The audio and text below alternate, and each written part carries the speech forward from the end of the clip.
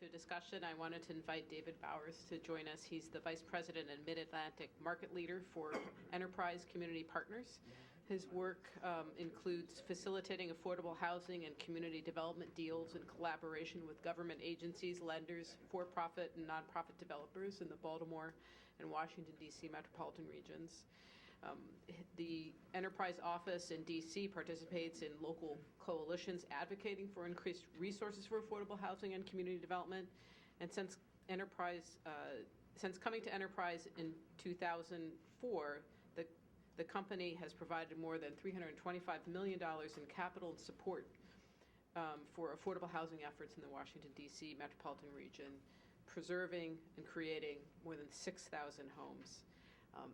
David serves on a variety of boards, including the Northern Virginia Affordable Housing Alliance, City First Homes, and the National Low-Income Housing Coalition, and Jubilee Housing, and I've had the privilege to do a lot of work with David as well. David? Many thanks, Cheryl. I was driving home one night, and I pulled over to get some gas. And a woman came up to my car as I got out of the car, and she said to me, "Can I pump your gas for a couple of dollars?" And I said, "Sorry, sister, don't worry about it. I got it." So I started pumping my gas and started talking with her. And I was asking her whether or not she had tried to connect with any of the services programs that were in the area. I asked her whether or not they were helpful or not. So we had a little bit of a conversation. So as I finished up pumping my gas, I reached in my pocket, got $1. I gave it to her. And I said to her, "I'll be praying for you, sister." And the woman said to me before I got in my car, she said, "My name is Shirley. My name is Shirley." And that incident has influenced, to a large extent, my work in this industry. My name is Shirley. She wanted me to know at that moment that she was not some nameless statistic on a PowerPoint presentation. She wanted me to know that when I prayed for her, that she had a name, a story. She was a real person with a real name, a real identity. My name is Shirley.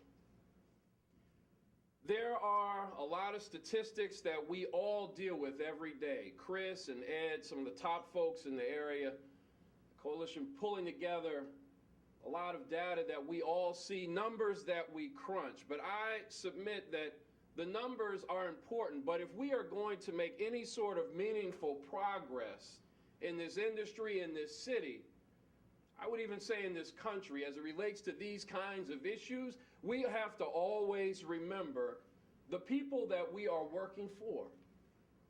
Because when stuff gets tough, and it will, when it all comes down to a numbers game, and I used to do appropriations work on the Hill, so I get it.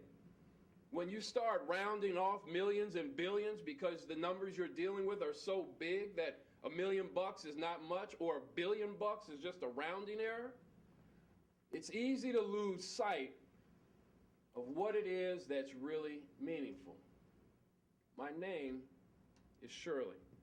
So I was asked to bring a little bit of the personal perspective. Anecdotes, I believe in strong data. Thank you, gentlemen. It's good to follow up. I always tell folks, data without the stories are just numbers. And stories without the data are just random anecdotes. So you've heard data. Let me share a couple of stories that illustrate the point. There's a family who lived in the Columbia Heights neighborhood. And during the boom days, when there were a lot of condo conversions going on, and a lot of shady, yes, I said shady, unscrupulous owners who were doing anything and everything to make a fast buck. There were these three women, the Martinez family, a mother and two daughters. And when the owner of that building went through a lot of work in the Columbia Heights, Adams Morgan neighborhood to clear out that building, and owners have a lot of ways of clearing out buildings. Sometimes they'll try and intimidate people out of the buildings.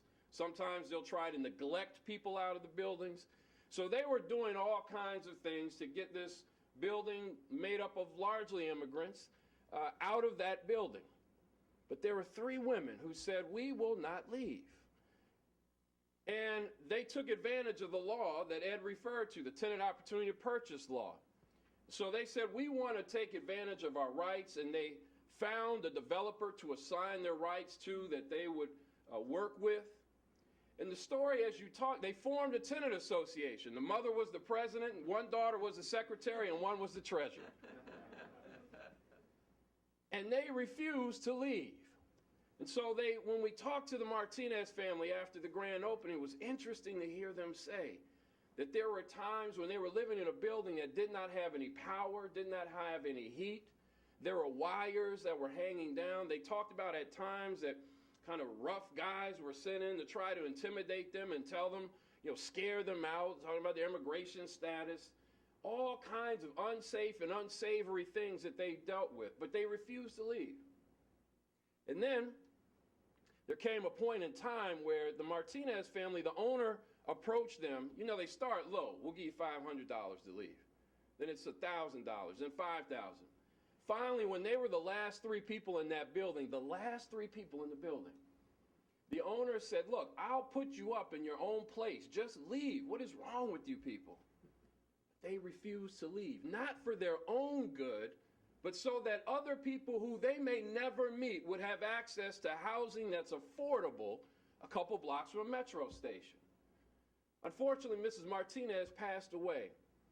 Her daughters, though, went in with a brand new grandchild, and at the grand opening, it was a beautiful thing to see. Not only did they come back, again, they could have been taken care of, but there were dozens of families who were able to live in this city who otherwise may not have been because the Martinez family refused to be moved. My name is Shirley.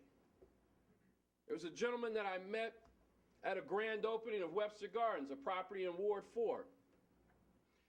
And Mr. Whitaker, he was a quiet man. People kept referring to him, but he didn't say anything. I went to talk to him. This man was a World War II Navy veteran. World War II Navy veteran. And he said that when he came home, all he wanted was a place that he could afford to live where he and his wife could raise their children. Now, here's a man who served his country, played by the rules, got married, had kids. He said he sent his 3 kids off to college.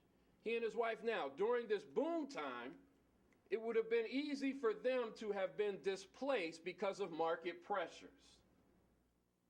But because the right type of developer and legal help and financing came to play, with Somerset Development, a for-profit developer, Transitional Housing Corp, a nonprofit developer, those units were preserved. And again, it's easy to think of it as just a numbers game.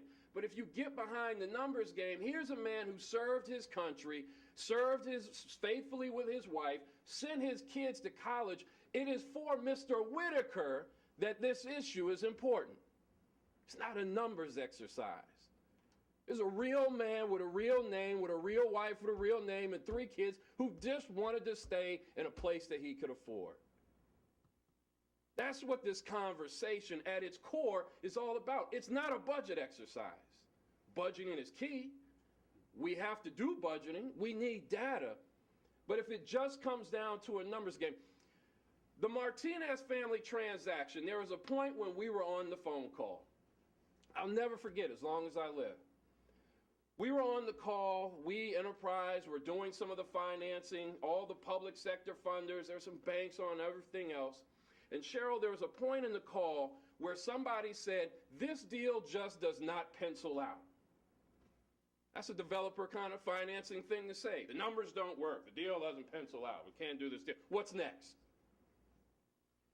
And I simply said on the phone call, if the Martinez family can live in a building by themselves for a couple of years under the circumstances that they lived under, the least that we can do who are on this call is work a little harder, sharpen the pencils, and see if we can't make that deal work. It's the least that we can do. And we did. So I'm a real believer that oftentimes the resources to make something happen exist. Ed Lazier made reference to the word, I don't know if you picked up on an important word, the will. Do we have the will, the desire to make it so? We could have walked away and said that deal doesn't pencil out. Well, that building's open now. There are people who are living here. The question is, do we have the will? So my first point is personal. Okay, it's not anonymous. My first point is it's personal. It's not anonymous. The second point is we should all care. You may just care for economic reasons. George Mason report came out, said the region's supposed to bring in 1 million new jobs. And they said that in order to serve those 1 million new jobs, we'll need about 730,000 net new units of housing in the region. Of those 730,000 net new units of housing, they estimate that roughly 400,000, rough split between about 380,000 between rental and ownership, will need to serve low and moderate income people. That's net new units, nearly 400,000 to support the projected job growth. So if we all care about jobs, that's the issue, jobs, that's the flavor of the month, right? Well, jobs, and jobs are important. So maybe you don't care about housing, but if you care about jobs, you have to care about housing. Because we can't be competitive as a region if we are not able to have the housing to support the workforce. Maybe you care about transportation. I went to the University of Virginia. I've been on Route 66 more times than I ever want to remember. A friend of mine told me last year, I said, oh, I'll come out and I'll meet you. She said, you cannot get on Route 66 by yourself in the evening. I said, what are you talking about? This is America, land of the free, home of the brave. What do you mean I can't get on Route 66? You can't get on Route 66 by yourself in the evening rush hour. That's how bad the congestion. I said, we're in America. What are you talking about? That's how bad the congestion. Why? Because so many people have to drive to affordability, right? So maybe you don't care about housing. You care about transportation. If you care about transportation, you have to care about housing. Maybe you care about education. A lot of people are in the schools, the education. I'm a product of DCPS. I love DCPS. You care about schools. If I'm a parent and I have to constantly move to get housing that's affordable to my family, and my child's in Miss Johnson's class today at one school and Mr. Jones's class another day at another school, there's no continuity. So maybe education is your thing, but if a lot of our students are from low-income families, which they are, and they don't have housing continuity, or what if they're one of the part of that 7,000 of the homeless? There are about 1,200 homeless children. How do we expect them to learn in a brand new school with a great curriculum and maybe the best teacher in the world, but they're homeless? You care about education, we have to care about housing. So my second point is we should care for all sorts of reasons. My third thing, what have we done, Enterprise? Cheryl asked me to say a word about our response. We have tried to be creative, and I submit that we all have to be. We started an initiative called Green Path, Green Preservation of Transit-Oriented Housing. Our effort initially is to preserve 1,000 units of housing that are within a half mile of existing or planned rail stations in the region. And we've been working to raise $55+ million in order to do that, trying to be proactive. We initially started looking at the last critical mass of affordable stock in the city, east of the Anacostia River. Right? So folks who got priced out, I always tell people the best free tour guide that I've ever been with is my dad. So having been born and raised here, riding around with my dad through the city, we used to look at areas that people, as Chris talked about, wouldn't want to be caught in. Now they're the hot areas. U Street, H Street, it's all cyclical. They're places that my parents used to hang when they got here, parents I wouldn't hang out with when I was a kid. Now they're the hot, trendy areas. So now we're saying those are areas where we have seen, not in my parents' time, in my lifetime, in our recent history, areas that were once affordable. Ed talked about the data that now people cannot afford to live in. So we're trying to be proactive because Anacostia, Congress Heights, those are the next frontier.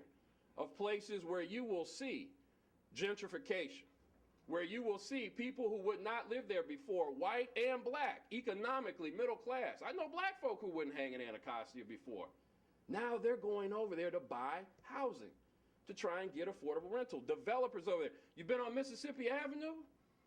You've seen all the affordable housing stock that the William C. Smith Company, good strong partner of ours, has. They put up in the middle of that block brand new single family homes that before the recession hit were priced at $500,000 to $700,000. What? On Mississippi Avenue. So he said that to me was a sign. Okay, this is where the money is going. So it's the last critical mess. So we started looking there. We're looking regionally, places like the proposed Purple Line site in Montgomery and Prince George's counties, east of the Anacostia in D.C., around even the Adams Morgan. And we're targeting existing operating multifamily buildings that do not have any public covenant dollars on them. Why? Those are the buildings that are most vulnerable at being lost from the affordable housing stock because there's nothing to protect them.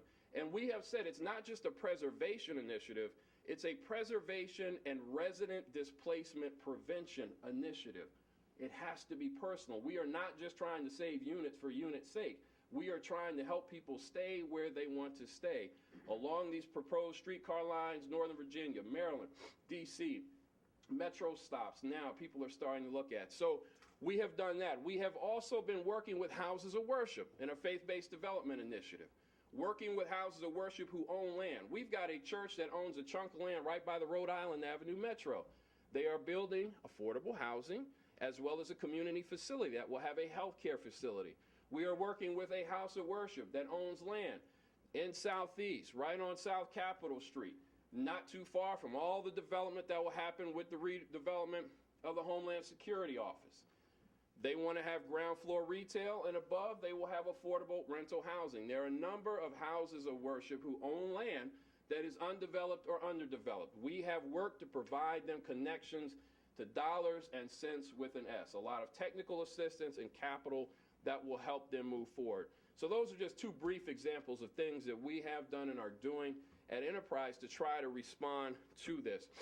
Let me then take that to the fourth point, which is this is a time to act, and we must act creatively and with a sense of urgency.